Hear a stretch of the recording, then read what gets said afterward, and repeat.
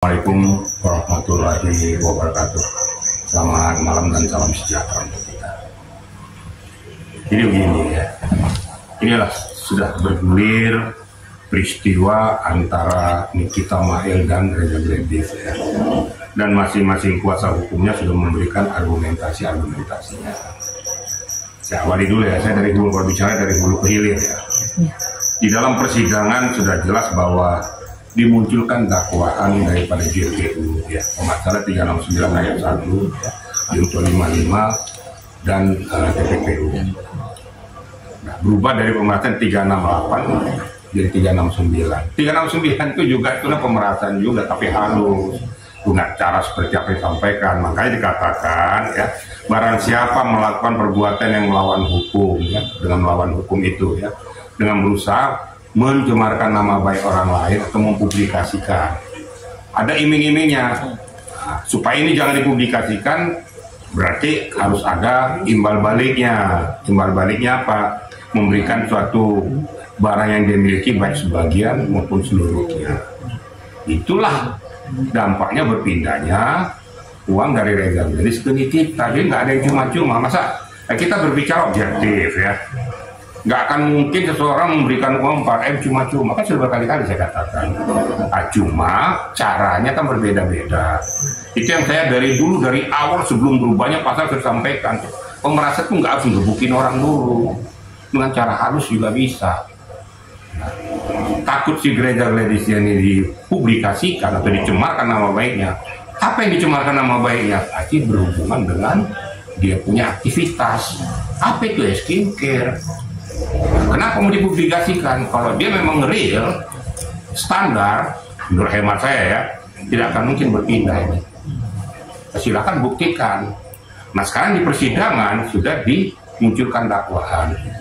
Nah saya monitor ya, ini namanya kita mengatakan nih saya dikriminalisasi, kan begitu kira-kira ya.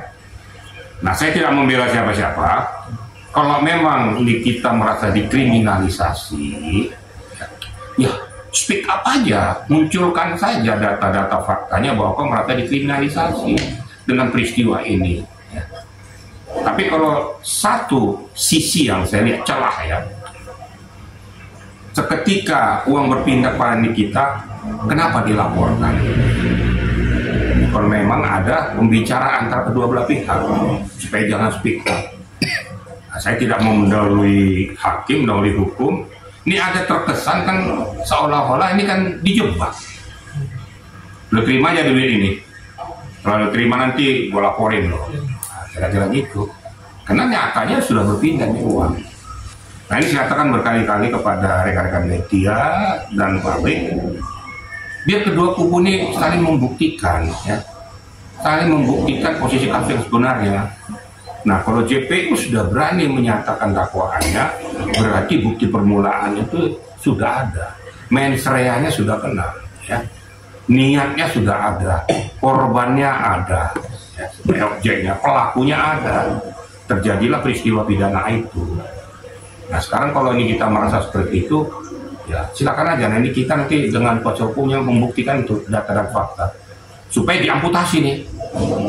Diamputasi dakwaan itu bisa nggak yang munculkan dengan data dan fakta. Itu aja. Nanti kalau saya tidak mengajari sampai nanti dicari ujung titik temunya kenapa sampai berpindah tuh uang itu, kenapa sampai mau memindahkan uang itu, terus kenapa setelah dipindahkan uang itu kemudian dilaporkan ke polisi, apa penyebabnya? Kan something kan, berani memindahkan itu, apalagi bukan di bawah tekanan ancaman kekerasan, kan ancaman halus. Ya kalau memang betul-betul dia itu benar, gak usah kasih uang dong.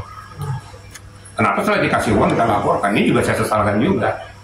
Dan ini, ya, ini merupakan delik aduan. Jadi bisa sebenarnya diselesaikan kedua belah pihak berdamai, bisa sebenarnya. Kalau pasal itu yang diterapkan ya. Nah, tapi nanti kita lihat aja fakta persidangan, bagaimana kelanjutannya. Saya berharap bahwa persoalan ini selesai dengan seadil-adilnya. Berikan keadilan kepada Nikita juga, berikan keadilan kepada Reza juga. Tapi tolong juga kalau Nikita diperlakukan seperti ini, tolong juga posisi gereja juga mempertanggungjawabkan ya atas apa yang sudah dilakukan kepada Nikita. Ini yang perlu ditelusuri dengan case yang baru. Karena saya monitor bahwa dilaporkan oleh 4 konsumen, siapapun 4 konsumen itu saya tidak mau tahu, ya dibuktikan saja. Nah sekarang dari pihak Rejang Ladies membuktikan saja bahwa dia punya skincare itu standar atau memenuhi ketentuan yang dipersyaratkan oleh BPOM. Buktikan. Nah, ya itu berkali-kali saya udah capek ngomong kan. BPOM juga bunyi untuk meluruskan masalahnya, jangan diam-diam, orang udah berantem udah diem aja gitu. Ini kan berarti nggak real. Untuk apa posisi BPOM kalau diam-diam aja nggak bunyi? Ada something wrong. Itu ya. Kemudian yang kedua, tadi kita berbicara tentang masalah meminta perlindungan hukum kepada Pak Prabowo kan begitu. Setiap warga negara mempunyai hak untuk minta perlindungan kepada siapapun. Kalau di tingkat daripada badan yang ada bisa saja ke Komnas HAM, kemudian ke perlindungan perempuan, anak dan perempuan bisa kan? Nah, kemudian juga melalui orang-orang yang ada di Mahkamah Agung, tapi tentunya tidak menyimpang daripada akidah hukum. Ya kalau meminta kepada Pak Prabowo untuk minta perlindungan hukum, ya sah-sah saja. Cuma, gitu, Pak Prabowo tidak punya kewenangan untuk masuk mengamputasi atau mengintervensi perjalanan hukum, karena dia adalah eksekutif. Kan berkali-kali saya katakan supaya masyarakat tahu bahwa presiden ini tidak kebal hukum. Yang diklaim presiden kebal hukum, suka-sukanya aja mengintervensi DPR, mengintervensi yudikatif, nggak bisa, itu berdiri sendiri-sendiri. Cuma sebagai orang yang diberikan kepercayaan untuk memerintah di negara kita ini, hanya minta pada manusia-manusia ini, orang-orang yang berkaitan dengan penyelesaian hukum ini, memberikan keadilan yang seadil-adilnya, supaya masyarakat merasakan keadilan itu, agar jangan berdampak kepada masyarakat yang lain. Mungkin sampai sebatas itu aja kewenangan daripada beliau. Namun masuk ke substansi nggak bisa. Paling Pak Presiden mengatakan bahwa silakan ikuti aturan main hukum yang berlaku. Yang salah katakan salah, benar katakan benar. Kalau minta keadilan, tentunya keadilan hukum, supaya jangan yang tidak bersalah dipersalahkan, jangan yang tidak bersalah disalahkan, atau yang tidak bersalah tidak disalahkan, terbalik-balik. Makanya itu yang keadilan. Paling di situ batas kewenangan beliau memberikan himbauan kepada kedua badan, baik legislatif maupun yudikatif. Itu kira-kira rekan media ya. Pak, tapi emang apa boleh Pak untuk pasal sendiri itu berubah di saat pembacaan dakwah? Terus udah gitu di awal itu kan yang digaungkan itu Pak pasal pemerasan. Iya, 368. Iya. Terus tiba-tiba pada saat sidang perdana malah berubah gitu. Jangan salah begini loh ya. Ini makanya kita luruskan. Saya ini orang hukum. Di dalam perjalanannya ada suatu koordinasi sebelum P21. Ya. Disampaikan kepada pihak penyidik supaya ini dirubah jadi 369. Bisa-bisa saja sebelum itu berserah pada JPU. Dan itu kan tidak perlu harus dipublikasikan. Memang awal pertamanya itu pemerasan 368. Ini juga pemerasan juga 369. Ini delik aduan. Ya, kalau ancaman kekerasan langsung saya sampaikan itu. Kalau yang saya sampaikan terdahulu itu feeling saya sudah bergerak bahwa itu akan terjadi pemerasan halus itu, yaitu 369 pemerasan halus itu. Kan sebelum berubah kan sudah ngomong saya dulu kan, bahwa arahnya ke sana. Karena tidak mungkin mengancam dengan mungkin kamu atau saya apa kan nggak ada, tapi dengan ancaman secara halus. Nah itu bisa saja berubah, makanya sebelum itu didakwa dia munculkan koordinasi antara penyidik dengan JPU. Nah udah clear supaya ini bisa P21 udah clear. Serah yang penting substansinya tidak jauh dari situ. Nah berubahlah jadi 369 ayat 1 Junto 55 kan ada di situ penyertaan juga gitu. Itu kira-kira, jadi nggak ada yang tabu di situ kok. Kecuali kalau dari pasal 368 atau berubah jadi 338 pemerasan jadi pembunuhan. Nah, itu aneh kan gitu kan. Nah, umpamanya dari 338 dari dalam penelusuran ini saya berikan gambaran juga kepada media ya dan masyarakat. 338 pembunuhan itu, 339 juga pembunuhan juga. Nah berdasarkan analisis setelah diperiksa saksi-saksi, bukti-bukti, fakta-fakta, ternyata ini bukan 338, ternyata ini ada pembunuhan berencana karena didahului dia sudah menyiapkan alatnya dulu sebelum jalan untuk membunuh, dia dibawa ancaman dulu. Berarti dia sudah punya niat sebelum membunuh, memang sudah dipersiapkan. Itu kan berdasarkan penelusuran. Sama aja itu 369 itu. Kira-kira gitu, rekan-rekan media ya, saya luruskan masalahnya tuh. Berarti itu perubahan pasal itu kewenangan dari siapa yang bisa? Dari JPU kan dari penyidik dulu. Maka saya bilang sebelum diserahkan ke JPU ada koordinasi sebelum P21 diterima, ya. Kemudian penyerahan tahap 2 itu supaya koordinasi. Ini kan koordinasi pasti penyidik dengan JPU nih. Tapi kan tidak harus seluruhnya harus dipublikasikan. Nah, gitu loh. Nah, terkait pernyataan Niki yang bilang si BAP pertama Reza Galadis itu pelangap longo, BAP kedua pelangap longo juga, sedangkan BAP ketiga sudah baru terstruktur. Itu perubahan BAP tidak masalah kan?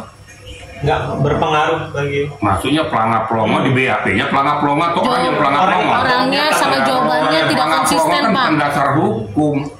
Enggak, jawabannya juga nggak konsisten, Pak, dari yang ke satu kedua. Saat ketiga baru terstruktur. Makanya ada kuasa hukumnya untuk menggait dan namanya Reza Galadis kan taunya kan bagian suntik menyuntik, betul nggak? Artinya dalam dia sudah mau mengarahkan, tapi dalam tata bahasanya dia tidak tahu menyampaikannya dalam bahasa hukumnya. Itulah gunanya kuasa hukum, mengarahkan itu dalam bahasa hukum.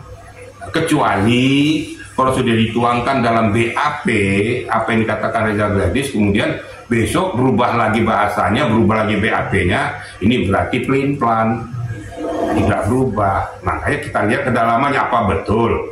Kan kedua kuasa hukum kan ada. Lihat aja isi BAP pertama dengan BAP kedua. Ada berubah nggak? Berubahnya karena apa? Bisa saja berubah BAP itu karena ada penambahan data, fakta, dan bukti. Tapi kalau hanya berdasarkan pelangap longo, kan kita bukan sarjana hukum. Dia kan juru suntik. Jadi bahasanya bisa aja. Maksudnya itu mau pergi ke pasar tapi belepetan. Mau kemana dia pergi ke pasarnya? Nah, diarahkan sama kuasa hukum. Itu kira-kira ya. Mungkin maksudnya Niki ya, yang tadi Abang bilang, mungkin maksudnya itu si RJ itu plan. Tapi dia ngomong pelangap. Intinya membuat dia kayak nggak merasa adil lah begitu. Oh, dari BAP perang kedua kok BAP ketiga bisa terstruktur malah jadi bisa tangkap nggak bahasa saya ini. Mau dia pelangap longo, mau apa kayak bahasa, tapi seketika penyidik menuangkan dalam BAP itu tidak bisa berubah. Kalau berubah dari bahasanya pertama berarti kami itu tidak menguasai materi. Tapi kalau namanya orangnya pelangap longo itu ya biasa saja. Makanya dari pihak kita harus membuktikan pelin-pelannya itu betul nggak. Dasarnya apa dibilang pelin-pelan? Tentu ada data BAP yang berubah dari yang pertama jadi yang kedua. Nah, inilah kejelian daripada kuasa hukum, kejar itu. Nah, yang saya tahu BAP saya terima faktanya bahwa bahasa seperti ini, kok yang kedua seperti ini. Makanya saya berkali-kali bilang kan, tolong tuh jernih data fakta itu harus dikuasai oleh si kuasa hukumnya untuk melindungi kliennya. Nah, kalau ini kita mengatakan itu ya sah-sah saja, dia kan minta untuk perlindungan dirinya, itu sah secara hukum nggak ada yang salah kok permintaan kita. Nah, diperkuatlah oleh kuasa hukumnya Pak Bahmid dengan timnya memperkuat apa yang disampaikan oleh kita, tapi tentu dengan data dan fakta. Itulah kira-kira ya.